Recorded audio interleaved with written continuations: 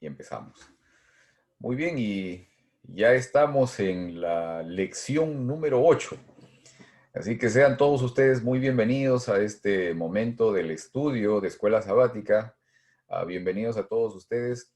Hoy día, noviembre 21 del 2020, estamos también de paso celebrando el cumpleaños de Don Lucio también, ¿no? El cumpleaños de Don Lucio, cumpleaños número 89. Felicidades, Don Lucio, y bendiciones también para Feliz usted. cumpleaños, Así papi. es. Sí, sí, muy bien. Muy bien. Felicitaciones también a don Lucio y gracias a Dios que lo mantiene con bien también, lo sigue cuidando, eh, para bienestar suyo y para alegría de todos nosotros también. ¿Ok? Así que estamos en este momento, como les dije, iniciando el repaso también de nuestra lección. Lección número 8, educación y redención. Y antes de comenzar, vamos a tener un instante para poder tener una palabra de oración. Vamos a orar. Amado Dios, que moras en lo alto de los cielos, gracias Señor por este día sábado, por la bendición de la vida. Gracias también porque en medio nuestro, Señor, tú le das la vida a don Lucio también y lo llenas de tranquilidad, de alegría, Señor, de bienestar, junto con su familia y con los seres que lo queremos también. Te rogamos, Señor, que tú nos acompañes también esta mañana, en este día sábado, que tú puedas acompañarnos y seas tú, Señor, quien nos ilustre, quien nos ilumine, quien nos enseñe, quien nos pueda mostrar tu palabra y quien nos ayude también, Señor, a poderte mirar a ti. Que podamos aprender a cada momento al poderte observar a ti, Señor. Que sea ese nuestro mayor deseo. Te lo pedimos por Jesús. Amén. Y bueno, tengo aquí un versículo que está en el libro de Jeremías, en el capítulo 20, los versículos 7 y 9. Y los versículos dicen esto: Me sedujiste, Señor, y yo me dejé seducir. Fuiste más fuerte que yo y me venciste. Todo el mundo se burla de mí, se ríen de mí todo el tiempo. Si digo, no me acordaré más de él, ni hablaré más en su nombre, entonces su palabra en mi interior se vuelve un fuego ardiente que me cala hasta los huesos. He hecho todo lo posible por contenerla, pero ya no puedo más. Pregunta: ¿a qué se está refiriendo Jeremías cuando habla de seducción y de fuego ardiente? ¿Qué pensamos? ¿A qué se estará refiriendo Jeremías con esta expresión de seducción y de fuego ardiente? Pedro, ¿cuál es el versículo? No El escuchamos. versículo está en Jeremías capítulo 20, versículos 7 y 9. Gracias. Nuevamente dice: me sedujiste, Señor, y yo me dejé seducir. Fuiste más fuerte que yo y me venciste. Todo el mundo se burla de mí, se ríen de mí todo el tiempo. Si digo, no me acordaré más de él ni hablaré más en su nombre, entonces su palabra en mi interior se vuelve un fuego ardiente que me cala hasta los huesos. He hecho todo lo posible por contenerla, pero ya no puedo más. A ver, Eh, mami. Cuando Jeremías fue llamado para cumplir la orden que el Señor le estaba invitando, él se negó Ujú. y se negó hasta lo último, hasta el último momento. Y cuando él comenzó a hacer la voluntad de Dios, comenzó a ser perseguido, angustiado, puesto en cárcel, Ya. abofeteado y de todo. Entonces, él, a pesar de todo eso, lloraba y pedía salir del redil, por decir así, pero el Señor no le permitió. Al fin y al cabo, él venció todas sus dificultades, todos sus temores, todo su sufrimiento, y lo vemos pues como un gran Profeta, ¿no? profeta. Ujú. El mensaje que dio. Ahora, ¿qué es la palabra de Dios? En síntesis, hablemos, a ver, ¿qué es la palabra de Dios? Es fuego. ¿Ok? ¿Qué más? A ver, ese es el símbolo, ¿verdad? El fuego. ¿Qué más? ¿Qué es la palabra de Dios? Una espada de doble filo. Una espada de doble filo. Ok, otro símbolo. ¿Qué es la palabra de Dios? ¿Qué es la Biblia? ¿Qué es la palabra de Dios? Lámpara. De vida. ¿Lámpara qué? Lámpara a nuestros pies. Agua. Pan de vida. Lo mismo que Pan de Jesús, ¿no? vida. Agua viva. Agua viva. ¿Qué más? Estamos hablando de símbolos, o sea, no lo estamos definiendo, ¿ah? Tal vez si lo tratamos de definir de alguna manera, podría ser más interesante. A ver. Una lámpara, una luz. La lámpara de luz. Es capaz de crear, ¿no? Porque la palabra de Dios fue la que mandó y envió también. Ok, ok. Cuando el Señor tenía a Adán y a Eva en el Edén, se comunicaba con ellos de forma directa, ¿no? Hasta que entró el pecado y el ser humano entonces se escondió del Señor. Con el tiempo, el Señor utilizó a algunas personas o se comunicaba de todas maneras con algunas personas, pero ya no de forma directa, cara a cara, ¿no? Y después ya utilizó un mensaje escrito a través de los profetas, ¿no? A través de algunas personas en particular. Ahora, la palabra de Dios es justamente eso, ¿no? Es un mensaje que el Señor nos entrega, ¿no? Un mensaje de amor principalmente, ¿no? Ahora, en el caso de lo que expresa Jeremías, ¿cuándo era que la palabra de Dios se convertía en fuego ardiente o él lo sentía en fuego ardiente? ¿En qué momento? Cuando, pues, Él dice allí, ¿no? Que hay un momento en que él sentía que la palabra él la sentía como un fuego ardiente que le calaba los huesos. ¿Cuándo? ¿En qué momento? Cuando él trataba de quedarse callado, de no decirla, de no compartirla, de no transmitirla. Cuando él se quería quedar callado, allí entonces era un fuego ardiente que no lo podía contener. La Biblia en sí, la palabra de Dios, es una invitación de amor para conocer a un Dios de amor y para comprender su voluntad.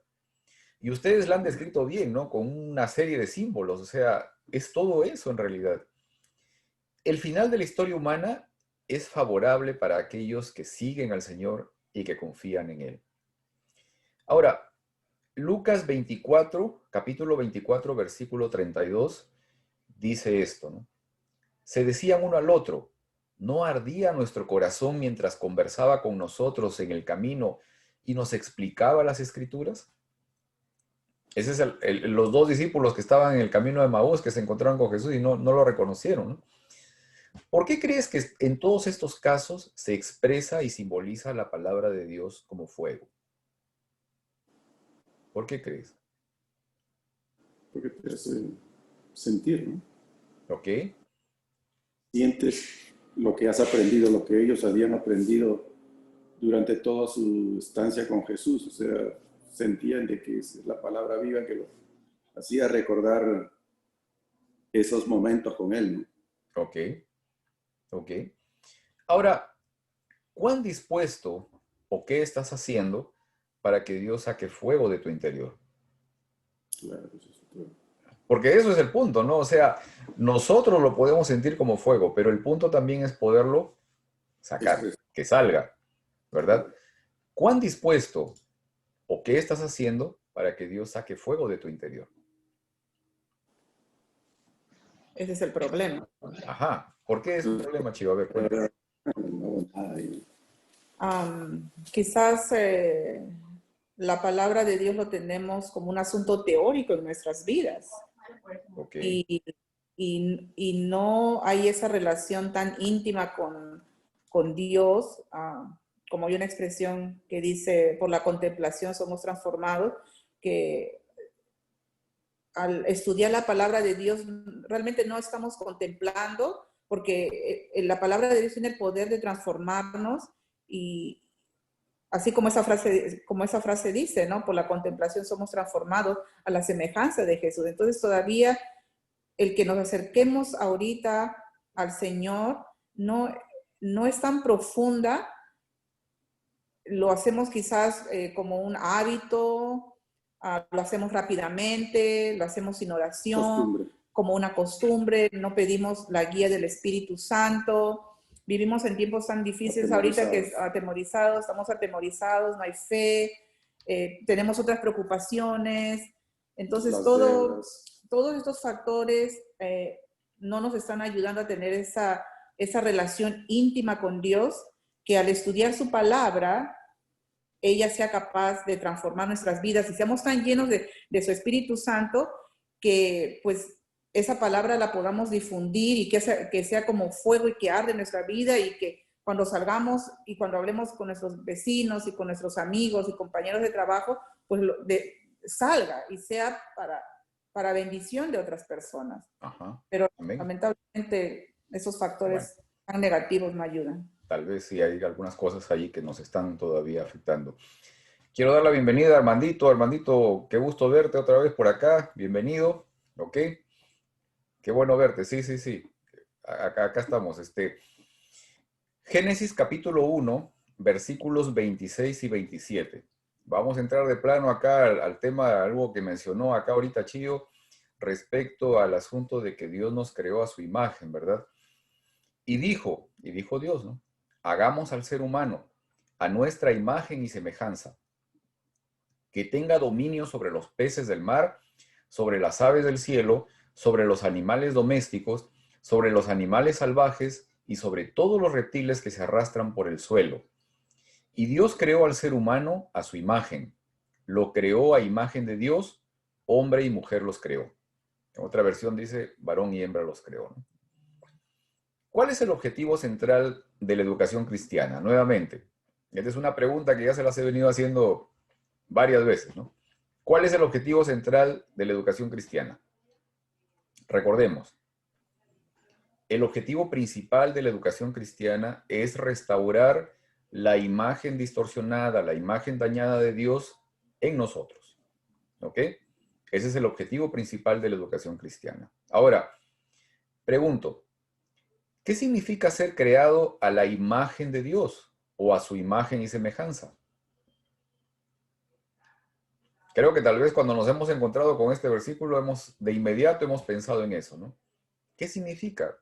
¿Qué cosa es ser creado a la imagen de Dios o a su imagen y semejanza? ¿Qué cosa querrá decir? Ciertamente, Pedrito, según lo que hemos estudiado esta semana, hay una pequeña, no sé si decir controversia o pequeña discusión, pero sí es un tema que ha cautivado, dice la lección, a muchos estudiosos de la Biblia, ¿no? ¿Qué significa ser creados a la imagen de Dios? Algunos podemos pensar de que físicamente somos creados a la imagen de Dios, o sea, que Dios tiene 2 ojos, 2 orejas, una boca, una nariz, 2 pies, 2 piernas, etcétera, ¿no? Pero creo que eso es mucho más profundo, ¿no? Eso es mucho más profundo según lo que hemos estudiado esta semana y conocemos. Hemos sido creados a la imagen de Dios para asemejarnos a una similitud a Dios o una compatibilidad espiritual de Dios. Así como antes de la creación había y sigue habiendo, por supuesto, una unidad en la Trinidad, cuando dijo, ¿no? Que para la creación, el Dios Padre, Dios Hijo, Dios el Espíritu Santo, eran una unidad que concordaban en cómo hacer la creación, igual cómo hacer al hombre.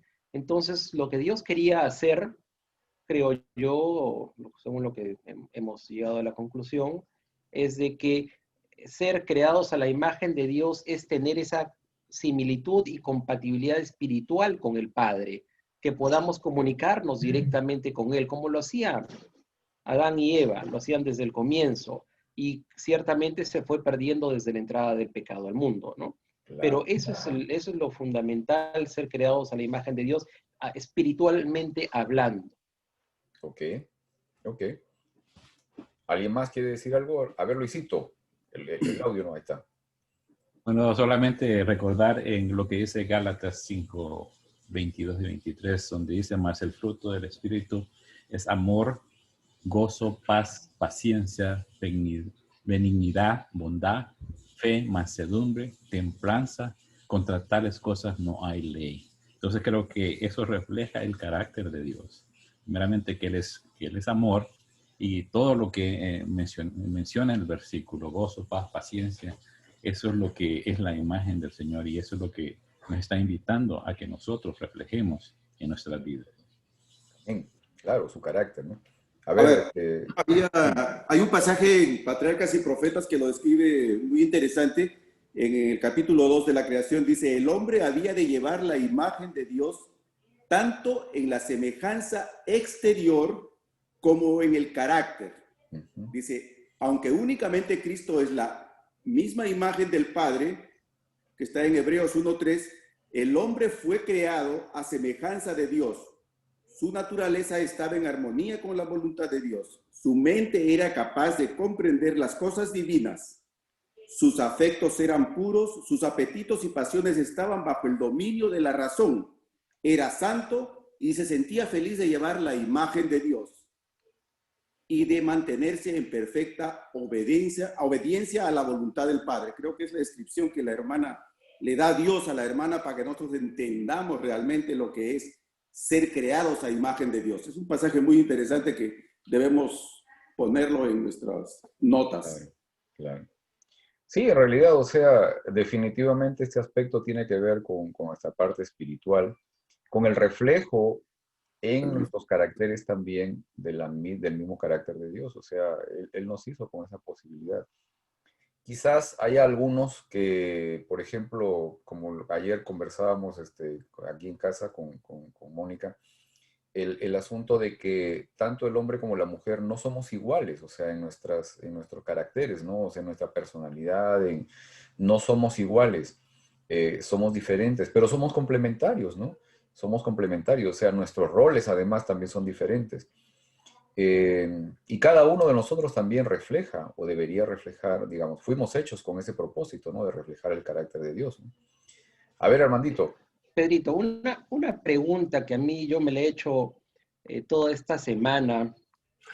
La Biblia dice que hemos sido hechos a imagen y semejanza de Dios, pero los que fueron hechos a imagen y semejanza de Dios fueron nuestros primeros padres.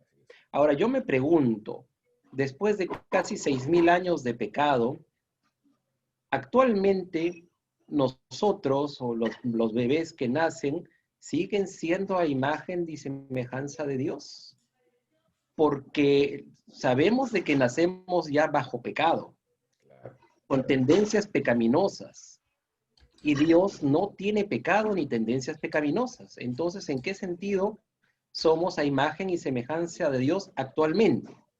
¿No? Y yo me hago esa pregunta porque lo que Dios quiere que seamos a imagen y semejanza suya es el resultado final, como hemos estudiado esta semana, ¿no? La educación y la redención.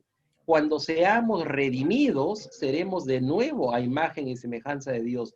Pero ahora somos a imagen y semejanza de Dios, este cuerpo degradado, contaminado, que le da enfermedades, que le da cáncer, que le da muchas cosas. Claro. Y esa pregunta, perdón, para terminar mi intervención, me hice sobre todo esa pregunta si leemos Génesis capítulo 5, versículo 3. Génesis 5, versículo 3 dice lo siguiente: y vivió Adán 130 años y engendró un hijo a su semejanza, conforme a su imagen, y llamó su nombre Set. Así es. Es a imagen de Adán. Ya, y Adán ya ha caído en pecado. Claro. Entonces ya no era a semejanza de Dios, pregunto. Yo hago esa pregunta, a ver qué piensan ustedes. A ver. Yo creo, interesante la pregunta, pero creo que cuando estamos hablando de lo que hizo el hermano, primeramente antes es de que antes de la caída éramos imagen y semejanza. Concretamente fue antes, cuando habla aquí lo que le leí de Patriarcas y Profetas, es antes de la caída. Después de la caída, y lo que dijo Pedro, cuando dijo con la educación cristiana es que restaurarnos a esa imagen que la hemos perdido.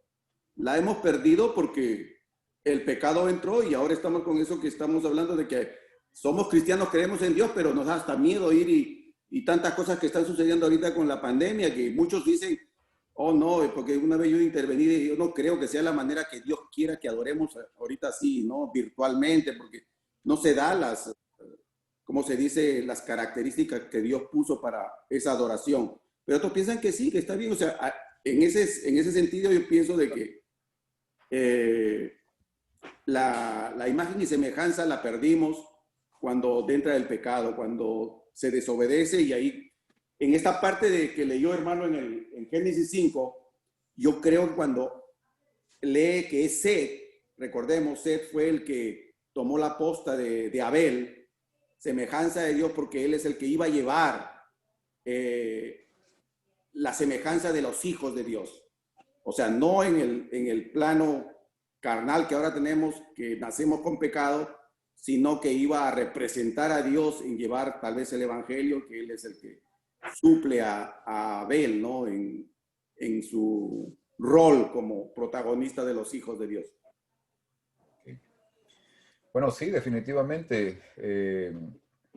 Como habíamos comentado antes, ¿no? Como mencionaba Armandito ahorita, o sea, pienso que sí hemos perdido la plenitud de reflejar justamente el carácter, o perdón, la imagen de Dios, ¿no? En nosotros. O sea, quizás hay algunas cosas que nosotros todavía podemos decir, ok, tal vez esto es parte del propósito inicial en nuestras vidas, pero definitivamente dista mucho de lo que puede haber sido al comienzo el propósito original, justamente de haber sido creados a imagen y semejanza de Dios, ¿no? Hay algunas cosas que sí, como digo, sí se manifiestan, y es el hecho de que el Señor nos puso sobre la creación, puso, digamos, al hombre para dominar y poder ser la autoridad en el Pedrito, planeta, ¿no? perdón, Sobre las cosas que existen. En fin. A ver, Esthercita, ¿qué pasó? ya, Pedrito, sí, lo que pasa es que justo acá hay una cita Ujú. en eventos de los últimos días, dice que Cristo, justo hablando lo que Armando estaba comentando, ¿no? Entonces, esto me parece que complementa, ¿no? Cristo dice, espera con un deseo anhelante la manifestación de sí mismo en su iglesia.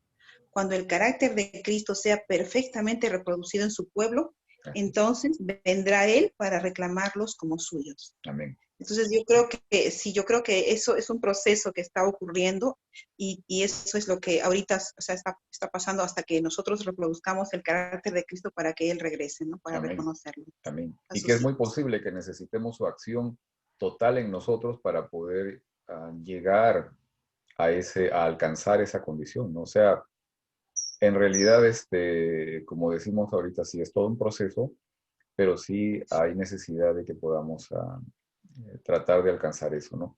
Ese es el Sí, propósito justamente de la educación, ¿no? La educación cristiana tiene como propósito el restaurar la imagen de Dios en nosotros. Creo que para Luis quería eso mencionar Cristo nos algo. dejó, ¿Perdón? para eso Cristo nos dejó a su ayudador, ¿no? Al Espíritu Santo, Amén. que es el que se encarga de esa tarea justamente en Amén. nosotros, de llamarnos constantemente a la reflexión, al arrepentimiento y a la entrega total hacia Dios. Amén. Y que sea Él también que nos enseñe, ¿no? Que nos ilumine, porque justamente a través de Él es que podemos justamente aprender su palabra, ¿no? Y lograr, y permitir que la palabra también nos transforme, ¿no? Al poder observarle al Señor. Creo que Luis, ¿querías comentar algo, Luisito? No, ok. Educar es redimir, y la verdadera educación siempre pone en el centro de la educación a la palabra de Dios. Contemplemos a Jesús y esa contemplación nos llegará a transformar. Isaías capítulo 11, versículo 9, dice, la tierra será llena del conocimiento de Jehová, como las aguas cubren el mar. La manera en que Jesús nos rescata, nos salva o nos redime es a través de una revelación perfecta del carácter de Dios, porque el amor se despierta únicamente por el amor. La enseñanza es un don de Dios, es encomendado por Dios, fue adoptado por Jesús, y quienes reciben la enseñanza reconocen que tiene autoridad divina.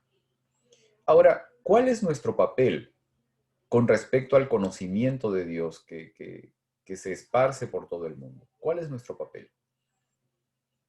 ¿Cuál es nuestro papel justamente en este asunto del conocimiento de Dios, ¿no? Como una noticia, como un mensaje que se esparce por todo el mundo? ¿cuál es nuestro papel? ¿Qué dice, no?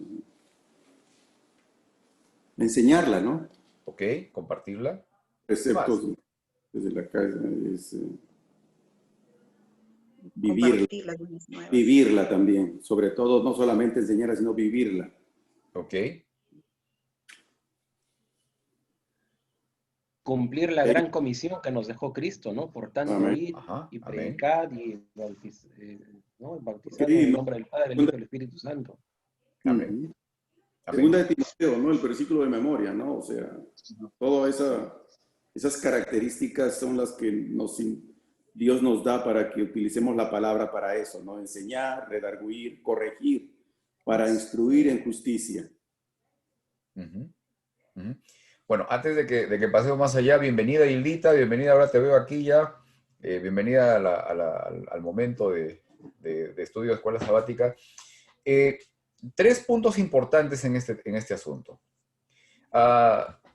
Algunos de los que estamos aquí participamos de una actividad de vigilia que se llama A Solas con Jesús, ¿no? Y dentro de lo que fue la actividad esta, que bueno, me gustaría volverla a hacer, realmente fue muy positiva, creo yo, en mi vida personal.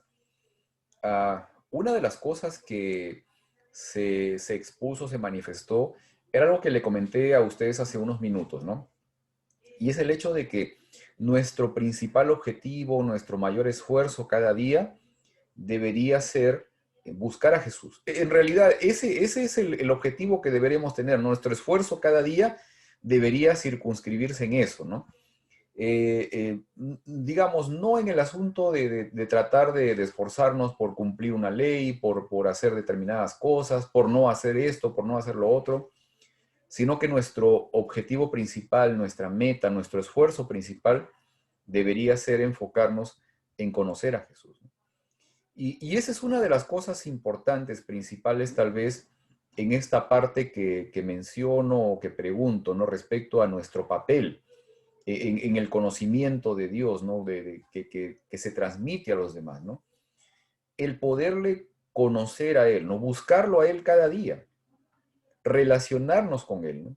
Querer ser amigos de Jesús, contemplarlo a Él. O sea, ese debería ser nuestra motivación cada día, nuestro principal esfuerzo cada día, buscarlo a Él, ¿no? ¿Sí? Aprender de Él, conocerlo a Él, ¿sí? Contemplarlo. ¿Ok? Eso es vital, ¿no? Eh, Creo que en casa, por ejemplo, algunas veces no, los hijos se parecen a los padres, los esposos se llegan a parecer mucho, porque, digamos, esa relación, esa convivencia, esa cercanía, logra eso, ¿no? Ese debe ser nuestro objetivo justamente con Jesús también, ¿no? Y Él está dispuesto, o sea, eso es lo bueno, ¿no? De que Él siempre está dispuesto a podernos atender, a poder escucharnos, a poder acercarse a nosotros, pero espera también que nosotros nos acerquemos a Él. Eso es lo que necesitamos hacer, ¿no? Buscarle a Él cada día. Número dos, permitir que esa contemplación nos transforme, nos cambie cada día y que nos haga más semejantes a Él, ¿no? Que nos podamos parecer a Él, ¿sí? Recuerdo cuando éramos chicos, me acuerdo, y mis amigos, teníamos unas formas de llamarnos o de silbarnos parecidas, ¿no? Aprendíamos uno del otro, o sea, empezábamos a hacer cosas que eran comunes, ¿no? Y nos distinguía muchas veces de los otros grupos de amigos que habían por ahí, porque justamente dejábamos de que ese tipo de relación, de cercanía, cambie nuestras vidas, ¿no? Cambie nuestras maneras de ser. Y número tres, dejar que ese parecido a Jesús que ocurre en nuestras vidas sea visto por otros, ¿no? ¿Ok? Permitir de que otros puedan ver lo que ocurre justamente en nuestras vidas y que entonces de esa manera esas otras personas deseen conocer a aquel que nos transformó también, ¿no? O sea, creo que esas partes son fundamentales, ¿no? El hecho de buscar a Jesús cada día, ¿no? El permitirle que esa contemplación me cambie, me transforme, ¿no? Me haga otro. Y dejar que esa transformación, que ese parecerme más a Jesús, sea visto por otras personas, ¿no?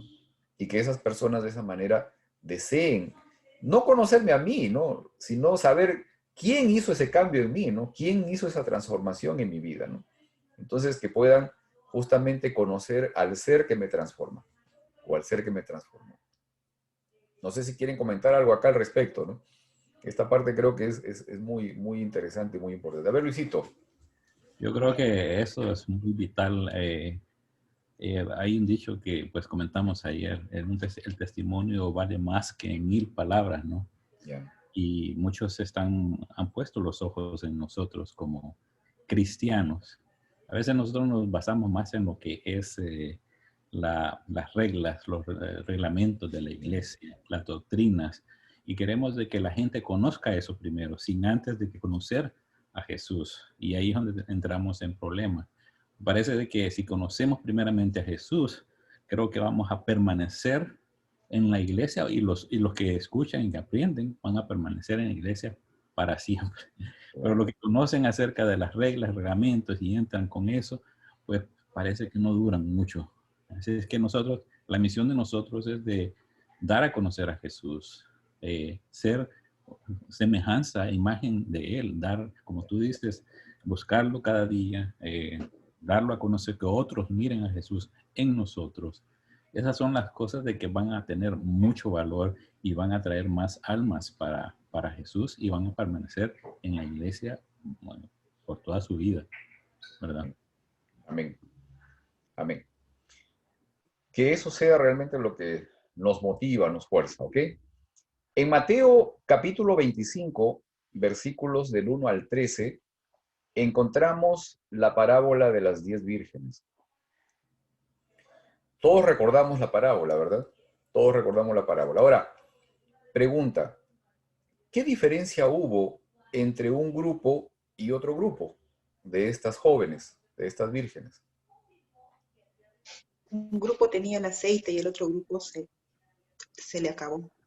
¿Ok? Y no tenía reserva. Los dos grupos tenían Los dos. aceite. Sí tenían, ¿ok? Los dos grupos Claro, tenían. pero un grupo no tenía reserva. ¿Ok? Eso es cierto, sí. ¿Ya? Muy bien. O sea, habían algunas que tenían suficiente aceite y habían otras que no tenían suficiente aceite. ¿Ok? Muy bien. ¿Qué ocurrió con las lámparas de aquellas que no tenían suficiente aceite? Se les Pues apagaron. se apagaron, ¿no? No, se acabó. Ok. Fíjense que, y lean tal vez nuevamente, no dice que se apagaron, dice que se apagaban, ¿no? Que ya como que se apagaban, pero no se apagaron totalmente. ¿Ok? Hay algo interesante ahí. Y eso me lleva a otra pregunta. ¿Cuál fue la respuesta que les dio el novio? Porque ellas regresaron, o sea, parece que como que aceptaron en principio digamos, la sugerencia, ¿no? Que les hicieron, vayan ustedes a buscar, ¿no? Y entonces fueron, pero en eso llegó el novio, ¿no? Y entonces las que estaban listas entraron, pero las otras, dice que regresaron y entonces tocaban la puerta y le decían, ábrenos, ¿no? Ábrenos. ¿Y cuál fue la respuesta que les dio el novio? No os conozco. No las conozco, ¿no? ¿Ok? Encontré algo interesante en la expresión esta de no las conozco, ¿no? Y en el griego, esta expresión no las conozco, digamos, se centra o se acerca más al asunto de no las puedo distinguir, ¿no? No las puedo ver, digamos, bien, ¿no? ¿Ok? Ese es un O no las poco, reconozco, o no las reconozco. o no las reconozco, ¿no? Claro. No las reconozco, ¿no? O sea, no son distinguibles, ¿no? O sea, sí están allí con una llamita todavía, pero en realidad no las puedo ver bien, o sea, no las puedo reconocer, ¿no? Y eso me hace recordar también el momento en cual el Señor habla con la gente, ¿no? Y separa dos grupos. Y unos les dicen, ¿no? Nosotros estuvimos aquí, hicimos milagros, ¿no? Predicamos en tu nombre, etcétera, etcétera. Y él les va a decir, no los conozco, ¿no? Apartados de mí, no los conozco. ¿Esto qué me lleva a pensar? O sea, el hecho de la importancia de la relación. Esto es crucial, ¿no? Ahora, ¿qué creen ustedes? ¿Cuál debería ser ese factor fundamental, digamos, que envuelve este tema de la relación? O sea, ¿cómo es que yo me llego a parecer a alguien, ¿no? ¿Cómo es que yo me puedo llegar a ser distinguible o parecerme más a Jesús? ¿De qué formas? ¿Sí? De forma práctica, o sea, ¿de qué maneras llego yo a parecerme, ¿no? A esta persona, a este ser. A ver, Luisito. Yo creo que la relación con Jesús diariamente y de su palabra nos lleva a este fuego que debemos de adquirir diariamente. Recordemos de que hay fuegos extraños que hay por ahí y si nosotros no dejamos la palabra de Dios a un lado y queremos escuchar a Dios, creo que no va a resultar. Recordemos los fuegos extraños que hicieron los hijos de Aarón. No fueron aprobados y fueron quemados porque usaron fuegos que no había dicho el Señor que usaran. La palabra del Señor es, como dijiste tú, es un fuego. Entonces, es como escuchamos a Dios. Si nosotros nos dedicamos al estudio de la palabra, a, ¿cómo se llama?, adquirir el Espíritu Santo que nos dé el fuego adecuado, es ahí donde el Señor nos va a poder reconocer, como dicen. Quizás las vírgenes adquirieron otro fuego que no alumbraba y el Señor le dijo, no las puedo ver bien, no las reconozco. Entonces cada día tenemos de que nosotros acudir a la relación de Jesús por medio del Espíritu Santo, que es el fuego, y al estudio de su palabra para que podamos nosotros concordar con ese fuego que el Señor requiere. Amén. ¿Puedo añadirle algo? Claro. Estaba pensando ahorita en que, si ustedes recuerdan, cada vez que la Biblia habla y conoció a Adán a su mujer, es porque iba a tener una relación Claro. con la esposa, ¿cierto? ¿Se recuerdan? Sí. Entonces, no os conozco aquí, lo estoy relacionando con una relación íntima, porque Claro. Jesús era el esposo de la iglesia. Entonces, tiene que ver con esa relación, como está diciendo, nos vamos pareciendo más y más como esposos, Claro. porque convivimos cada día más y más a una profundidad, ¿verdad? Entonces, creo que eso es básicamente lo que está hablando acá. No os conozco porque no hemos tenido una relación íntima con Jesús a tal manera que podamos relacionarnos con Él. No sé, se me vino de repente eso y digo, cada vez tiene que ver con esa relación. Sí. Jesús es el novio. Nosotros somos su iglesia. Y Él viene a casarse con nosotros, ¿cierto? Amén. Entonces creo que eso es básicamente lo que Él está diciendo acá en esto. La profundidad de relación que nosotros podamos tener. Eso es lo que Él busca. Amén. Amén. Armandito, creo que querías comentar algo. A ver. Sí, sí. ¿Cuántas veces hemos escuchado decir que los hijos se parecen a los padres? O que las hijas se parecen a las madres? ¿No? Porque adquieren las mismas posturas, tienen la misma expresión, la misma forma de reír a veces, la misma forma de, hasta la forma de vestir, digamos, ¿no? Pero ¿por qué se da eso? Porque el padre está las 24 horas del día con el hijo, la madre las 24 horas del día con la hija. Entonces los hijos aprenden de los padres, adquieren las posturas de los padres, las costumbres de los padres. Entonces la única forma de parecernos a Cristo Jesús es pasar 24 horas del día con Cristo Jesús. No sé si habrá alguna manera de pasar las 24 horas del día, pero mientras más tiempo pasemos con Cristo, más nos vamos a parecer a Él, más vamos a tener de su Santo Espíritu, más vamos a tener de ese carácter de Jesús. Por eso es que dice, no sé qué hermano dijo por ahí, que a nosotros los cristianos nos conocen de una manera distinta, ¿no? ¿Por qué? Porque nos relacionamos con Jesús. Reaccionamos de distinta manera que las personas posiblemente ante algunas dificultades, tenemos otro tipo de esperanza, por ejemplo, ¿no? Yo mi familia acaba de perder hace una semana atrás a mi suegro, es casi como un padre para mí, y estamos tranquilos, Estamos tranquilos porque tenemos una esperanza. Hemos crecido hemos vivido bajo una misma esperanza y nos aferramos a las promesas de Dios y conocemos a Dios y sabemos que Él cumple sus promesas y ahí estamos. Entonces, esa es la manera de acercarnos y conocer más a Jesús, de parecernos más a Jesús. Y hablando de la educación, esa labor no solamente viene, en parte es en las escuelas, ¿no? Por eso es que yo digo que la Iglesia Adventista tiene escuelas, tiene universidades, porque nosotros no solamente impartimos conocimiento, sino impartimos esperanza, preparamos a las nuevas generaciones para la redención.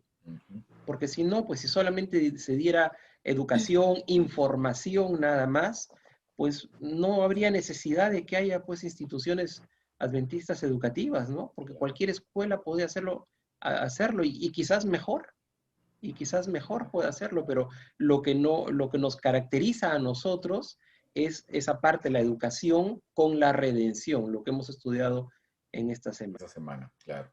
Amén. Gracias. Muchas gracias. A dejarles con Sí, Janet. cita bíblica.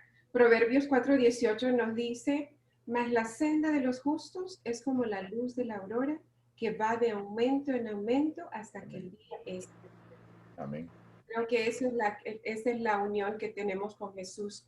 Si cada día nosotros tenemos esa relación con Él, nosotros vamos a ir creciendo hasta que llegue la perfección, que es cuando Cristo A la venga. estatura de Cristo Jesús. Amén. Ese es nuestro objetivo, ¿no? Y que el Señor nos va a permitir alcanzar eso en algún momento. Proverbios capítulo 9, versículo 10. Conocido versículo. Dice, el comienzo de la sabiduría es el temor del Señor. Conocer al santo es tener discernimiento.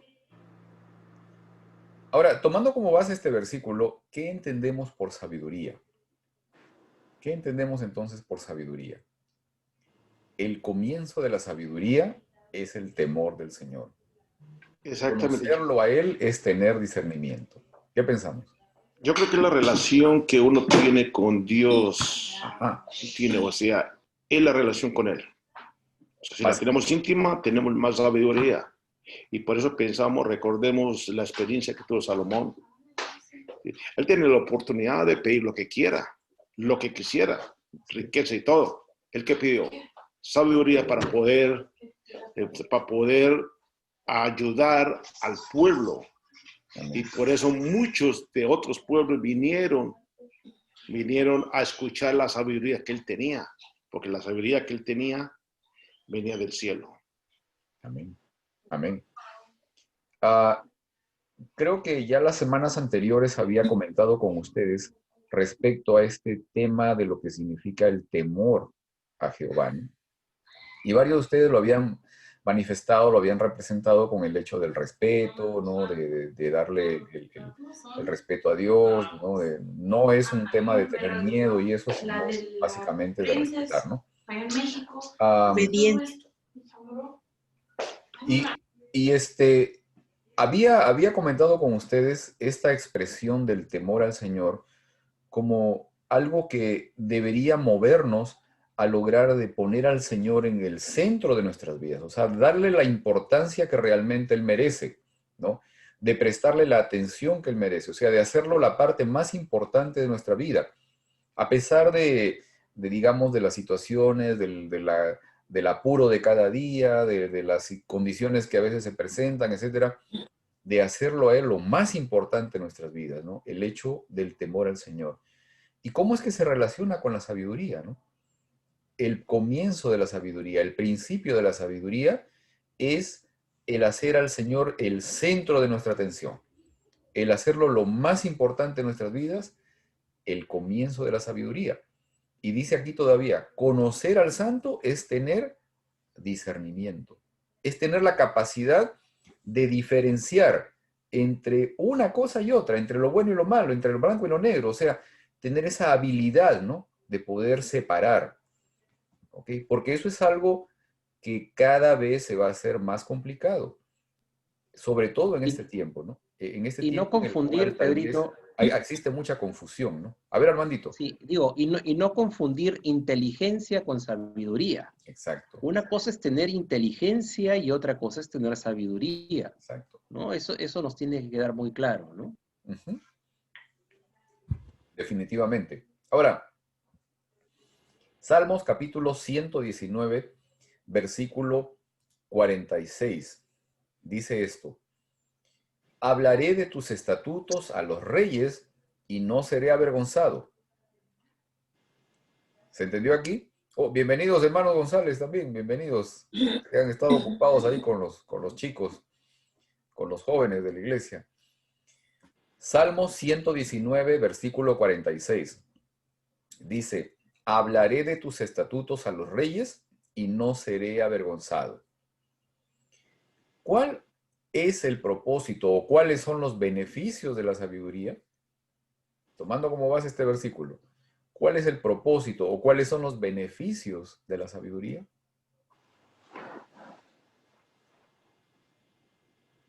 Nuevamente el versículo dice: hablaré de tus estatutos a los reyes y no seré avergonzado. Es fácil, la respuesta ahí A está. ver, hermana. La sabiduría solamente viene de Dios y en este caso nos es dada solamente para poder compartir a otros de los mandamientos, del amor de Dios, las buenas nuevas en una frase. Amén. Amén. Y otra cosa, no hablar más de lo que debes, más de lo que uno debe hablar, ¿cierto? Hablar lo correcto. Amén. Amén. Esa parte es crucial, ¿no? ¿Te acuerdas, hermano Pedro, que hablaba contigo respecto a eso? Y no es porque yo lo inventé, sino que Dios habla de ello, ¿no? Uh-huh. La educación, cuando vas a una escuela secular, te puede educar en las cosas que el hombre ha escrito. Pero Dios, solamente Dios te puede dar sabiduría, educación que solamente Él te puede proveer. Tú puedes ser una persona muy preparada y no tener sabiduría. Y hay personas que no son preparadas académicamente, pero tienen sabiduría, pero porque esa viene de Dios.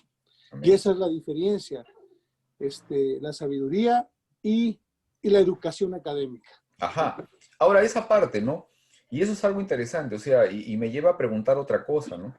¿Cómo se relacionan la sabiduría y la educación? ¿Sí? ¿Cómo se relacionan la sabiduría y la educación? Porque de eso estamos hablando este trimestre, ¿no? Pablo. Fundamental. ¿Ah? Pablo, hermano, Pablo. Ajá, Pablo. Mira el poder de Pablo, hermano. O sea, su nivel académico tremendo y un montón de sabiduría de Dios. Ahí se conjuga. Pablo en los años viejos. Claro, claro. De Saulo, claro. Pablo. Ya. Claro. Interesante, ¿no? La sabiduría nos ayuda a vivir de manera responsable y en beneficio de los demás. Pero la sabiduría, incluso asociada a la educación, es crucial, ¿sí? Porque de esa manera podemos hacer realidad que nuestras vidas tengan un verdadero propósito, ¿no? ¿Sí? Aprender, conocer, saber, tener experiencia, de poco o de nada sirve si no llega a transferirse a las nuevas generaciones, ¿no? A los hijos, a los más jóvenes.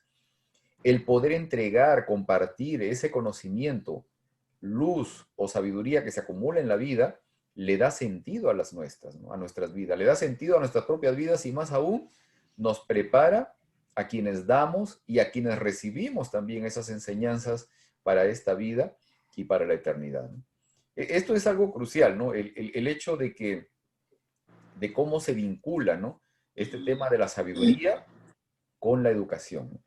Y cómo cada uno de nosotros tiene, digamos, esa posibilidad de transferir, ¿no? Esa experiencia, ese conocimiento, esa sabiduría realmente, ¿no? A las nuevas generaciones, a las personas que tal vez necesitan algún tipo de ayuda. Esto es fundamental, como les decía, porque le da un sentido distinto a nuestras vidas, ¿no? Como mencionó el hermano, por ejemplo, en el caso de Pablo, ¿no?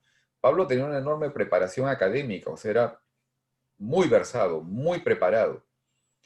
Pero cuando encontró el camino del Señor, su vida encontró un sentido, ¿no? Justamente incluso cuando cae del caballo y se levanta y entonces habla con la voz que escucha, lo primero que Pablo dice es: Señor, ¿qué quieres que haga, no? Eso es lo que de inmediato pregunta, ¿no? ¿Qué cosas quiero lo que quieres que haga, no, Señor? Entonces, esa posibilidad de entregarnos, ¿no?, en las manos de Dios, de tener la preparación, obviamente, recibir la sabiduría del cielo para poder cumplir un propósito, le da un sentido a nuestras vidas, ¿no? Le da un fin a nuestras vidas. Hay un personaje en Estados Unidos que se llamaba Chuck Colson, ya murió.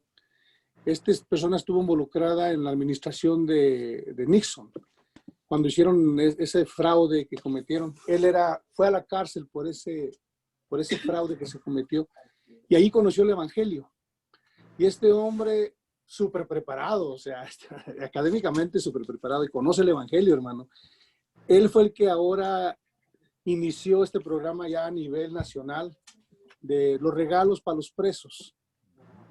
Eso es más o menos, o sea, lo que el Evangelio hace cuando una persona está bien preparada y tiene mucha influencia dentro de ciertos ramos del gobierno, y la juntas con la sabiduría de Dios. Es más o menos lo que puede hacer. La educación te enseña muchas cosas que te pueden servir para sobrevivir en el ambiente donde estás. Claro. Pero la educación de Dios te cambia el corazón. Ese es el y ahí está la clave. Claro. Una persona bien preparada, con muchas influencias dentro del ramo donde se desenvuelve, puede alcanzar mucho, y con el corazón cambiado puede hacer como lo que hizo Pablo. Fue el que más libros escribió en la palabra de Dios. O sea, este hombre fue tremendo. Entonces, la educación es muy importante cuando te dejas también educar por Dios. Los dos agarrados de la mano. Yo siempre he dicho que wow, eres una bomba, ¿no? O sea, porque tienes la preparación. Mira, Pablo les predicaba a los reyes. Sí. No le dijo a aquel rey, casi me cambias el corazón, Pablo. Agripa no le dijo. Poco me persuades, ¿no? Sí. Poco me persuades a ser cristiano. Exacto. Muy bien. Primera de Pedro, capítulo 3, versículo 15. Dice, más bien honren en su corazón a Cristo como Señor. Estén siempre preparados para responder a todo el que les pida razón de la esperanza que hay en ustedes. ¿Ok? Interesante, ¿eh? Cuando Jesús vino a este mundo fue para redimirnos, para liberarnos de tres cosas. Primero, de nuestros pecados. ¿Sí? Mateo 1:21 dice, María, bueno, refiriéndose a la mujer, dará a luz un hijo y le pondrás por nombre Jesús, porque él salvará a su pueblo de sus pecados.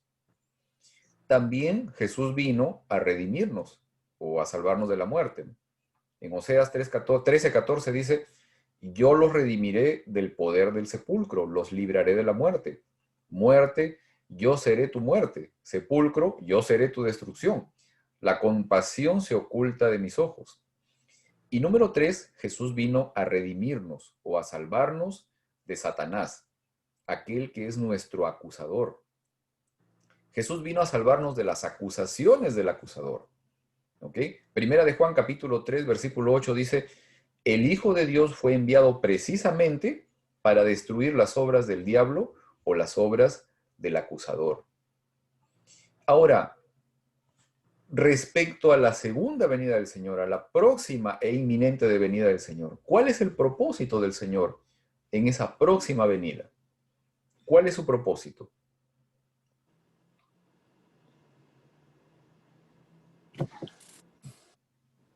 ¿Cuál es el propósito de la segunda venida de Cristo? Ajá. Pues llevarnos a vivir con Él por la eternidad, ¿no? Poner fin a todo es una venida de pecado en que estamos. Exacto, ¿no? Es una venida de salvación. Así es. Redención. Redención. O sea, eso es fundamental, hermanos, porque, digamos, mucho se concibe la venida del Señor con un tema de destrucción, ¿no? De muerte, de fatalidad. ¿Ok? Y eso en realidad no es el propósito, ese no es el propósito de la venida del Señor. La venida del Señor tiene un propósito de redención, de salvación, ¿sí? De buscar a aquellos que lo estamos esperando, de salvación. Y de poner fin al pecado, hermano. De poner fin al pecado, ¿no? A la maldad, al sufrimiento, al dolor. Ese es el propósito. Y viene a darte tu recompensa, ¿no? A los que creyeron en su sangre. Amén. Amén. Lucas capítulo 15, versículos del 11 hasta el 32, nos narran la parábola del hijo pródigo. con esta parte creo que vamos a ir terminando. Cuando termina la parábola, todos nos acordamos de la parábola del hijo pródigo. Cuando termina la parábola, ¿cómo termina la parábola? ¿Cómo termina la Con parábola del hijo fiesta, pródigo? con ¿Ah? pachanga, ¿Cómo termina? A ver, cuénteme. con fiesta, con pachanga, Ok, celebración. pero hay algo más todavía, o sea, hay una celebración que está dentro de la casa y eso, pero algo más pasa afuera. La reconciliación del padre con el hijo. Que el hijo ¿Ok? regresó al padre. El hijo regresa al padre. Lázaro Pero hay una recuperó parte, hermanos, hay niños. una escena El hijo que mayor ocurre se fuera de la molesta. casa. ¿Perdón? El hijo mayor se molesta porque le hacen la fiesta Ay, al ay, hijo menor. ay. El hijo mayor se molesta, se enoja porque al hijo menor le están haciendo la fiesta, le están haciendo la celebración, ¿no? Porque el hijo menor fue perdonado, ¿ok? O sea, hay otra escena, como les digo, dentro de la parábola hay una escena final todavía. Ya. Pareciera como que la parábola terminara media inconclusa, pero aquí va la pregunta. ¿Qué te parece la reacción del hermano mayor, que al final se quedó afuera de la celebración? ¿Ah? Lamentable, Es muy muy humano. lamentable, porque realmente el hermano mayor también estaba perdido, a pesar que estaba dentro de la casa, que no se había alejado del padre, pero estaba perdido, lamentablemente. Así Pero a es. poco no es una reacción muy humana, ¿no? O sea, cuando leí esa historia dije, ¿no se me hace justo? El otro fue y se gastó la herencia del papá, que en aquel tiempo Se dio la gran vida. era muy ofensivo que él pidiera su herencia para empezar, porque estaba indicando que ella quería que se muriera el papá. Va y lo de Rocha, dice la Biblia, ¿no? Que andaba en una vida ilícita, y regresa y perdonado, mira qué suave, ¿no? Es como los adventistas que tienen toda su vida en el adventismo, ¿no? Y yo llego y al último momento llego barrido, ¿eh? Y Dios me perdona, como que dices, bueno, ¿y este qué? Como el que se murió en la cruz, ¿no? Junto con O Cristo. como la parábola de los jornaleros también, ¿no? Igual, o sea, entonces no está justo eso. Pero esta es la respuesta que Dios da, todo es mío y se lo doy a quien se lo quiero dar. Amén, amén. Ahí Sí, que donde entra, la justicia divina no es la misma que la justicia humana, menos mal. Amén por eso. Menos amén mal. por eso, hermano. ¿Qué paró Hildita? Creo que quería decir no algo. digo, es ahí donde entran los celos y la envidia de uno como ser humano. Sí, sí, Ser sí. humano. Sí, es todo eso, ¿no? Es como mencionaban ahorita, o sea, nuestra naturaleza humana nos hace ver las cosas de una forma, ¿no? Pero gracias a Dios, qué bueno que la justicia de Dios no es la nuestra, o sea, esa es la parte, ¿no? Yeah. Y hay algo que es muy importante, es el hecho de poder nosotros enfocarnos en conocer verdaderamente, o sea, realmente cómo es Dios, ¿no? Porque si a Dios nosotros lo empezamos a graficar con nuestra naturaleza, entonces acordémonos que estamos cometiendo un gran pecado, ¿no? Yeah. Cuando el primer mandamiento dice, no tendrás dioses ajenos delante de mí, está diciéndonos que no le pongamos un antifaz, ¿no? Que no le pongamos un rostro distinto a la imagen verdadera de Dios, ¿ok? Yeah. Que no le pongamos una careta ajustada a nuestra imagen o ajustada a la característica de un demonio, ¿no? De un ser diferente al de nuestro Señor, ¿no? ¿Ok?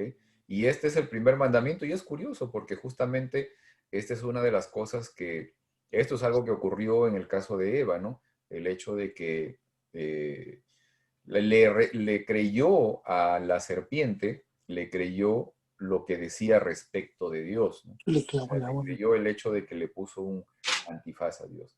Ahora, nuevamente en la parábola del hijo pródigo, ¿qué piensas de la forma en que actuó el padre?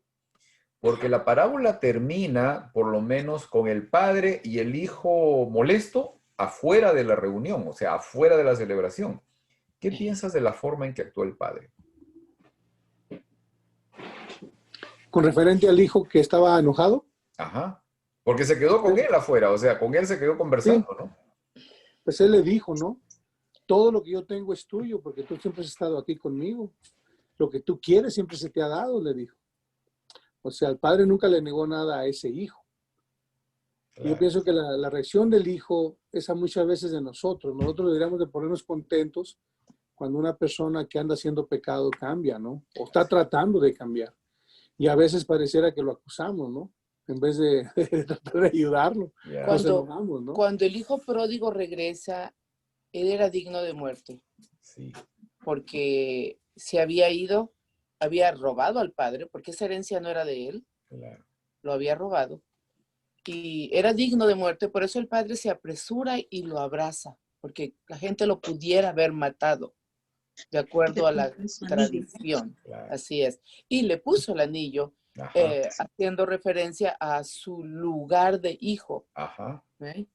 Entonces, al estar platicando con el hijo mayor, es solamente diciéndole, ¿sabes qué? Tu hermano estaba muerto. Y hoy ha resucitado. Y eso es la verdadera importante de la historia. Todos nosotros con el pecado estamos muertos. Claro. Hasta que vino Jesús con esa salvación, con esa buena nueva del amor de Dios que lo perdona todo. Amén. Es que hemos vuelto a vivir. Y Dios nos sigue abrazando para no ser dignos de muerte. Amén. Amén. A ver, Janet.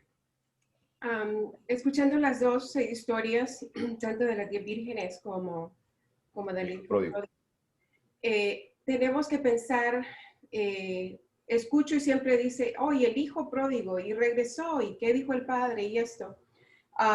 O las 10 vírgenes, unas tuvieron y los otros no. Hay algo de notar que dentro de estas dos parábolas nos encontramos todos nosotros.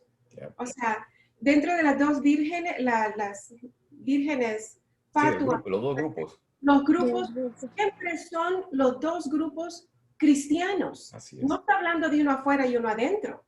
Son los dos grupos cristianos. El hijo pródigo y el hijo que se queda en casa son los cristianos que estamos en la iglesia. Y todas estas dos representan la redención de Cristo. Si ustedes notan, es la redención de Jesús que está presentando. Ahora mi pregunta es, ¿quién eres tú? ¿Dónde estás tú? Dentro de las vírgenes, y dónde estás tú dentro del hijo. Eso es de preguntarnos nosotros. ¿Quién eres tú? Yo creo que esa es una gran pregunta para cada uno que debemos de estar considerando ahora en estos últimos días, ¿verdad? Que el Señor nos encuentre y que la redención sea para nosotros, para cada uno de nosotros. Amén. Amén. Y bueno, llegamos al final de nuestro estudio de hoy. Espero que hayas podido entender que educar es redimir. También espero que reconozcamos que la acción de educar a otros, ¿no? Hijos, familia, amigos, etcétera, requiere la verdadera educación, y la verdadera educación siempre pone en el centro a la palabra de Dios. Contemplemos a Jesús y esa contemplación nos llegará a transformar. No olvidar que la manera en que Jesús nos rescata, nos salva o nos redime es a través de una revelación perfecta del carácter de Dios, porque el amor se despierta únicamente por el amor. El poder entregar, compartir ese conocimiento, luz o sabiduría que se acumula en la vida le da un sentido a nuestras propias vidas y nos prepara a quienes damos y a quienes reciben estas enseñanzas para esta vida y para la eternidad también. Que el Señor les bendiga. No olviden conectarse a nuestro repaso de la lección. Estamos cada segundo sábado en este canal. El próximo sábado probablemente estemos en el canal de la iglesia, Inland Spanish. Y tampoco olviden hacerle like al video. En un rato también lo comparto con ustedes. Y por supuesto, si creen que este estudio puede servir de inspiración para alguien más, entonces los animo a que lo puedan compartir. Vamos a levantar las manos antes de terminar este momento de grabación para despedir. Que Dios les bendiga. Que Dios les bendiga también. Vamos a parar aquí.